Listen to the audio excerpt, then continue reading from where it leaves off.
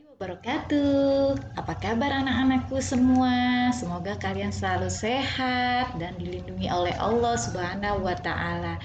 Jangan lupa selalu rajin mencuci tangan, jaga kebersihan dan memakai masker jika bepergian.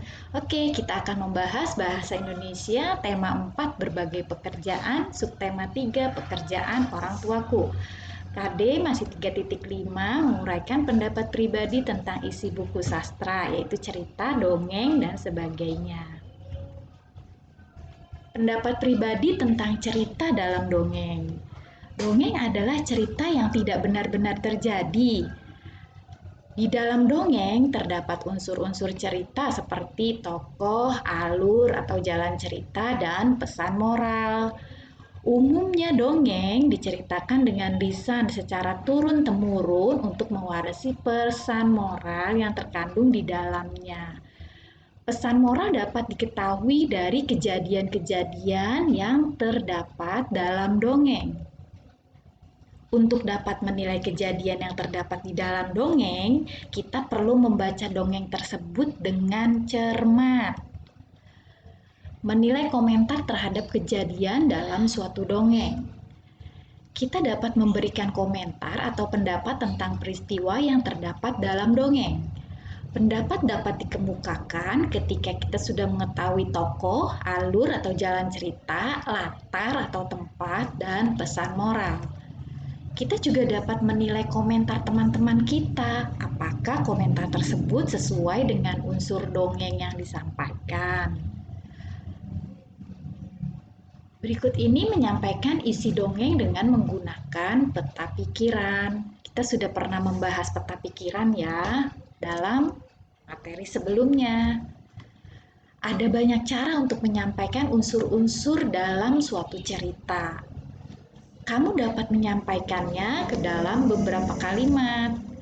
Kita juga dapat menyampaikan unsur-unsur yang terkandung dalam dongeng tersebut dengan membuat peta pikiran loh. Nah, perhatikan contoh peta pikiran mengenai dongeng kelinci dan kura-kura. Ini adalah peta pikiran. Diambil dari sebuah judul yaitu Kelinci dan Kura-kura. Kita lihat tokohnya adalah kelinci, kura-kura, bekicot, dan keong. Sifat tokoh kelinci sombong dan besar kepala. Tempatnya di mana? Tempatnya di hutan. Awal cerita, kura-kura mengajak kelinci lomba lari. Kelinci menerimanya dan mengira akan menang dengan mudah. Di akhir cerita, kura-kura berhasil sampai lebih dulu di garis akhir dan mengalahkan kelinci. Dari cerita kelinci dan kura-kura, kita mendapatkan pesan moral, yaitu janganlah berbuat sombong dan menganggap rendah orang lain. Tetap bersemangat dan gigih dalam mencapai sesuatu. Ini adalah peta pikiran yang diambil dari dongeng yang berjudul Kelinci dan Kura-kura. Di sini ada tokoh, ada sifat tokoh, ada tempat atau latar, ada awal cerita, akhir cerita, dan pesan moral. Menentukan pesan moral dalam dongeng. Selain isi dongeng, kita juga dapat menyimpulkan pesan moral yang disampaikan dongeng tersebut. Tentu kita harus membaca dengan cermat dan memahami dongeng dengan baik, supaya bisa menentukan pesan moral tentunya ya. Komentar terhadap pesan moral dapat dinilai dengan cara melihat apakah komentar tersebut sudah sesuai seperti yang terdapat dalam dongeng atau tidak. Kita juga bisa menilai apakah komentar mengenai pesan moral tersebut dapat atau tidak diterapkan dalam kehidupan sehari-hari. Karena kembali lagi diingat pesan moral itu bisa berupa pesan, nasihat atau saran ya. Kita perhatikan kalau pesan moral tersebut bisa kita terapkan dalam kehidupan sehari-hari, itu artinya bagus. Dan sebaliknya,